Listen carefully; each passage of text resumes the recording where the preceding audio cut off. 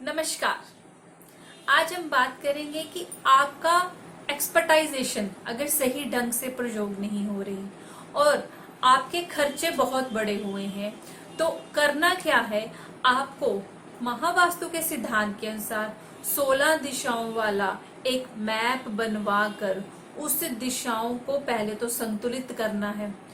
वो दिशा संतुलित होनी बहुत आवश्यक है। फिर संतुलित होने के बाद साउथ साउथ वेस्ट की दिशा में आपको पीले रंग का फूलदान रखना है। अब पीले रंग का फूलदान बिना फूलों के रखना है, फूल नहीं होने चाहिए उसमें, खाली वास होना चाहिए। खाली वास किस लिए होना चाहिए? क्योंकि वो विसर्जन की दिशा है और वहां पर अगर टॉयलेट सीट की एक्टिविटी नहीं हो रही है और उस दिशा में अगर आपका बेड लगा हुआ है, जो ऑफिस का टेबल है, तो आपको पता ही नहीं लगेगा कि आप इतने उपाय कर रहे हैं, इतना कुछ कर रहे हैं, लेकिन मन से पुरानी बातें नहीं जा रही, आप लेट गो नहीं कर पा रहे, तो आपके खर्चे अधिक बढ़ रहे हैं। खर्चों का नहीं पता लग रहा कि खर्चे कहाँ हो रहे हैं। तो आपको एक तो खर्चे कंट्रोल में आने शुरू होंगे और साथ में आपको लेट गो करने की ताकत आएगी।